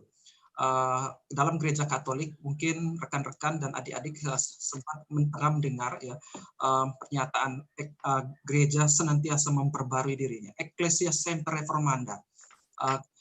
Itu sebagai manifestasi dari kepercayaan kami terhadap Allah Roh Kudus. Pembaruan yang terjadi dalam gereja itu semata-mata bahwa Allah Roh Kudus, Allah Tiga yang kita imani itu memang tetap menyentuh, menyapa umatnya. Jadi pembaruan itu semata-mata untuk menjadi lebih baik. Saya mengingat misalnya dalam gereja Katolik cukup banyak pengalaman yang menunjukkan adanya pembaruan-pembaruan. Lantas apakah kemudian pandemi ini juga berakhir dengan adanya pembaruan dalam gereja Katolik, minimal mungkin dalam ritus atau liturgi.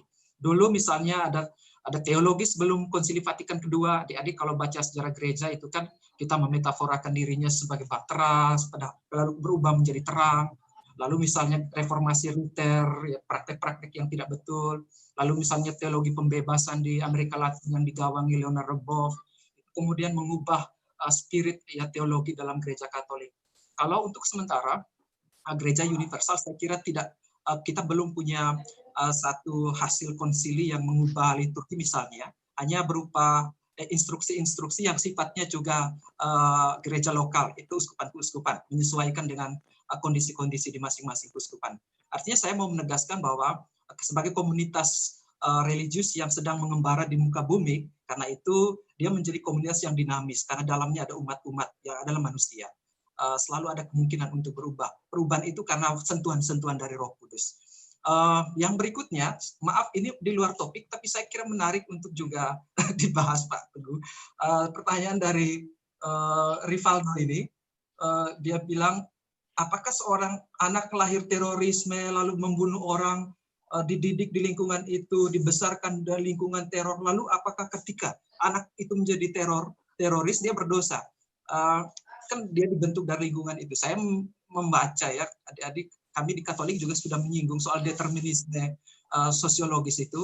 Ada kelompok yang ngomong memang seperti itu, tapi kita subjek bebas yang tidak sepenuhnya itu patuh terhadap stimulus-stimulus ya rangsangan dari luar. Yang memilih menjadi pencuri atau teroris ya kita subjek memilih menjadi itu. Jadi manfaatkan kualitas dalam diri yang kita miliki. Kita hidup dalam komunitas pencuri atau teroris, tapi kitalah yang memilih menjadi teroris. Maka kemudian kita diminta menjadi inklusif supaya ada paradigma di luar yang yang berkembang yang mungkin selama ini kita tidak pahami itu juga terbuka dan menyapa kita seperti itu.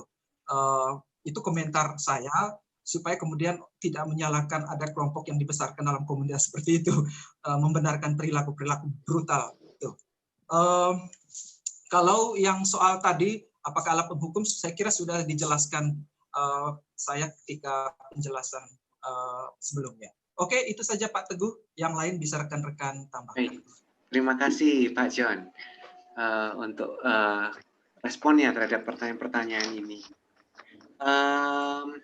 Saya juga mau menjawab kalau diizinkan ya salah satu pertanyaan. Oh, sangat diizinkan, Pak. Oh, dosa saya. Karena moderator berkuasa nih namanya Pak ya. Oh iya. Dijawab semua saja, Pak. Malah wajib Pak hukumnya. Ada satu pertanyaan yang sangat Kristiani yang menurut saya menarik, yaitu tentang apakah benar pandemi ini tanda-tanda akhir zaman, dari Marcella Adelia. Saya rasa ini salah satu pertanyaan yang cukup banyak diajukan dan cukup banyak ditanyakan gitu ya. Setiap kali ada tanda-tanda akhir zaman yang seperti yang ada di tulisan di Alkitab, bencana, perang, wabah, kelaparan itu ya, dan seringkali kemudian umat Kristen berefleksi, mempertanyakan apakah ini artinya tanda-tanda akhir zaman, apa sebentar lagi kiamat gitu ya, yang kemudian ditanyakan. Yang menjadi perhatian saya adalah perang, wabah, kelaparan, gitu ya, bencana itu terjadi sepanjang sejarah. Sepanjang sejarah zaman Yesus sampai sekarang itu semua selalu terjadi ya. Ini yang banyak dikutip dari Matius 24 itu ketika Yesus mengatakan inilah tanda-tanda akhir zaman, gitu ya. Bahkan Paulus, salah satu rasul yang persis setelah zamannya, setelah zaman Yesus, itu bahkan sempat ditelaah bahwa dia meyakini bahwa akhir zaman itu terjadi di masa ketika dia hidup, gitu ya. Itu akan terjadi dan akan terjadi kiamat pada zaman dia. Tapi tentu pendapatnya berubah menjelang akhir hidupnya. Jadi yang ingin saya katakan adalah pertanyaan yang sudah diajukan oleh umat Kristiani sejak 2000 tahun yang lalu hingga saat ini gitu ya. Pertanyaan yang selalu diajukan. Sehingga bagi saya yang lebih penting adalah apa konsekuensi dari pertanyaan-pertanyaan seperti ini. Apa konsekuensinya kalau seandainya kita meyakini bahwa memang ini adalah tanda-tanda akhir zaman, bahwa kiamat sudah dekat, gitu ya. Ada dua konsekuensi dari pertanyaan ini, ada dua menurut saya. Sangat tergantung pada ajaran eskatologi apa yang dianut. Eskatologi itu doktrin tentang akhir zaman di dalam tradisi Kristen. Apakah eskatologi yang disebut pre-millennialism, di mana kiamat itu atau Yesus datang kedua kalinya itu sebelum 1000 tahun damai, atau post-millennialism. Yang membedakan adalah kecenderungan untuk kemudian ketika melihat bahwa kiamat sudah dekat, maka yang dipentingkan adalah aspek vertikal saja, untuk lebih taat, lebih sungguh-sungguh di dalam doa dan kehidupan rohani, dan kemudian mengabaikan usaha-usaha untuk membuat masyarakat lebih baik. Aspek horizontal dari salib itu, gitu ya. Ini yang kemudian menjadi masalah karena Yehuda tidak perlu terlibat dalam usaha-usaha untuk mengatasi bencana atau wabah atau pandemi ini, karena ya toh ini kan artinya tanda-tanda akhir zaman, apalagi kiamat, bumi akan dimusnahkan dan manusia akan naik ke surga, gitu ya. Manusia yang beriman akan naik ke surga. Nah, itu yang kemudian menjadi masalah. Eskatologi post-millennialism kemudian mempertanyakan hal ini, dan yang kemudian mereka meyakini berdasarkan pada telaah ayat-ayat suci bahwa kiamat itu terjadinya setelah 1000 tahun damai itu. Artinya konsekuensinya adalah manusia harus berjuang untuk membuat kondisi di bumi ini bagus, indah gitu ya. Aspek vertikal dan aspek horizontal itu dipentingkan di dalam ibadah, sehingga ketika bumi ini sudah baik, penuh kasih, penuh sukacita, penuh damai sejahtera, kemudian penuh keadilan gitu ya, barulah kemudian Yesus datang lagi, dan itulah akhir dari sejarah gitu ya, itu yang diyakini. Itu mungkin yang bisa sedikit saya sampaikan. Jadi intinya adalah pertanyaan itu pertanyaan yang sangat relevan dan sering diajukan dari dulu hingga sekarang, dan tidak ada seorang pun yang tahu kapan kiamat itu. Yang lebih penting adalah respon kita terhadap pertanyaan itu, yang kemudian menentukan apa yang akan kita lakukan di bumi ini. Itu mungkin ya. Baik, Ibu Bapak dosen yang lain mungkin masih ada pertanyaan yang ingin diresponi, mungkin ya maksimal 2 atau 3 pertanyaan lagi mungkin ya, karena waktu. Saya pengen jawab ini Pak Pak Teguh. Pak Teguh. Monggo, siapa nih, ada siapa yang ingin meresponi? Ada Pak Masun dan ada siapa lagi tadi? Oh iya, Pak Masun juga. Pak Masun dulu. Atau Pak Thomas, oke, Pak Masun kemudian Pak Thomas. Oke, ya.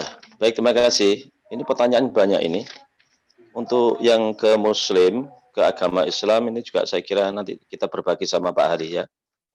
Ini untuk mahasiswa saya, ada pertanyaan, kenapa kita harus takut sama virus? Mestinya kita itu takut kepada Tuhan. Ini di kampung begitu, Pak. Jadi repot. Jadi kita itu menghadapi 2 kelompok ya. Satu yang model yang kayak begini ini, virus itu nggak ada. Itu yang gitu.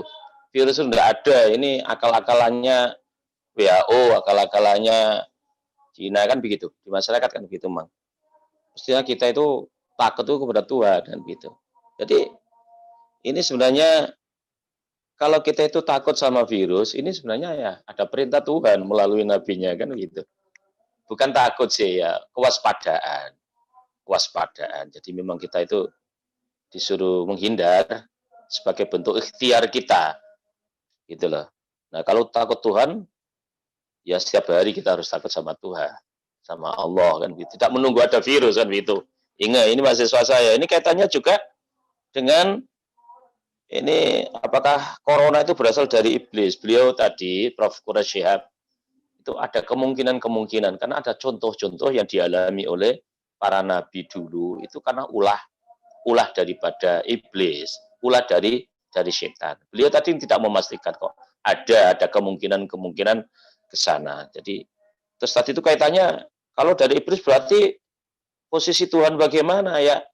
Bikin dari iblis itu kayak begini lah. Kalau tadi itu kan yang tidak ramah kepada lingkungan, yang itu katanya dengan itu berakibat kepada dirinya sendirilah.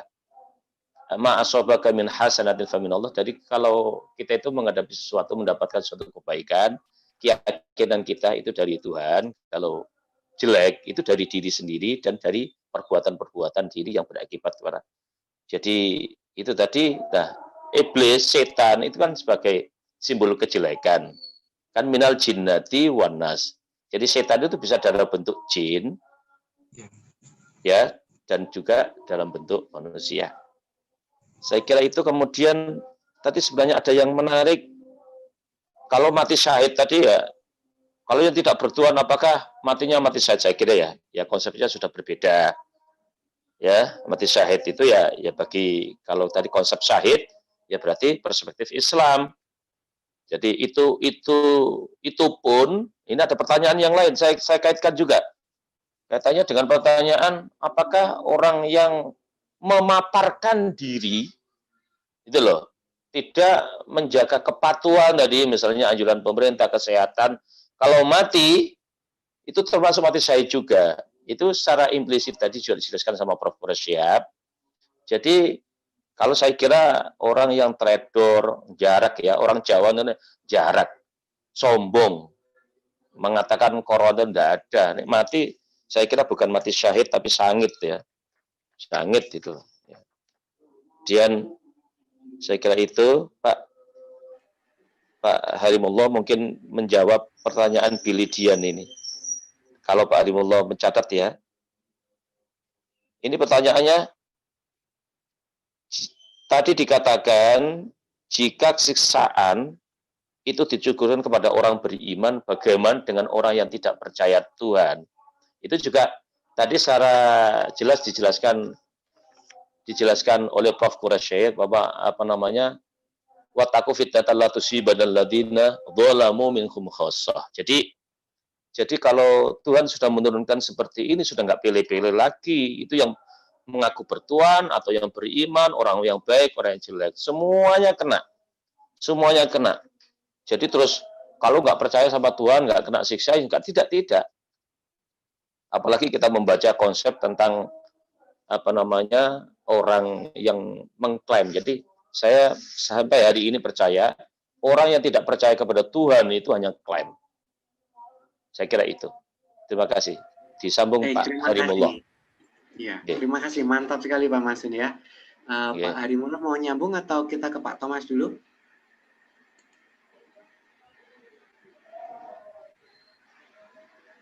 Pak Dan masih ada Pak Teguh, masih ada Pak Sugeng, masih ada Pak Ponco. Beri kesempatan juga. Iya. Oke. Silakan Pak. Monggo Pak Sugeng atau Pak Ponco jika ingin menyampaikan pendapatnya.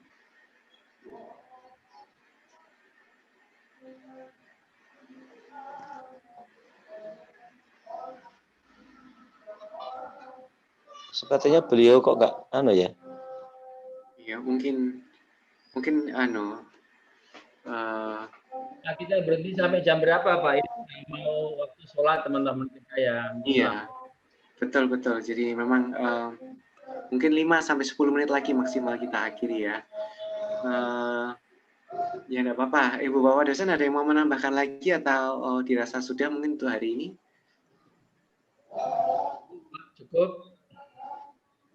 Sudah ya?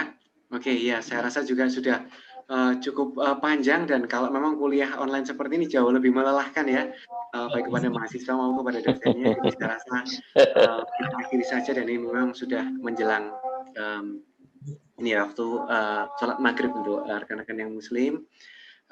Jadi terima kasih teman-teman untuk pertanyaan-pertanyaannya yang relevan, dan saya rasa ini ya, seandainya ada waktu yang lebih panjang, kami pasti ingin untuk ini ya,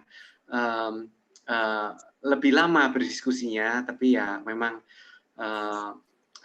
waktu memang terbatas, jadi ya semoga di lain kesempatan bisa kita berdialog lagi. Saya juga sebelum kita akhiri dalam doa, nanti saya ingatkan untuk tugasnya sekali lagi. Untuk Ibu Bapak dosen, terima kasih banyak sudah ini terlibat dalam dialog ini. Semoga bisa sedikit mengobati kekangenan karena tidak bisa ketemu di kampus ini ya Ibu Bapak ya. Jadi ini sudah kangen sekali nih teman-teman ini katanya untuk bisa ngobrol-ngobrol lagi, bercanda-bercanda lagi gitu ya. Oke, jadi tugasnya teman-teman jangan lupa membuat rangkuman dan kemudian ditambahkan dengan pendapat teman-teman sendiri apa yang dipelajari dari acara hari ini.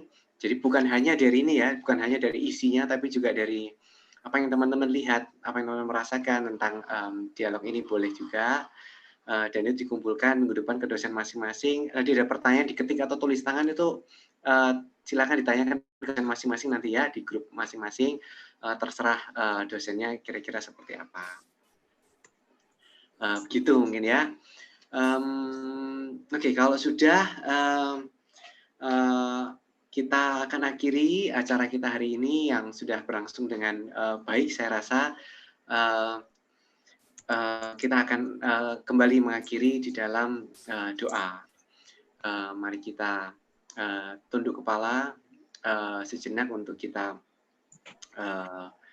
berdoa sesuai dengan agama dan keyakinan kita masing-masing. Berdoa dipersilahkan.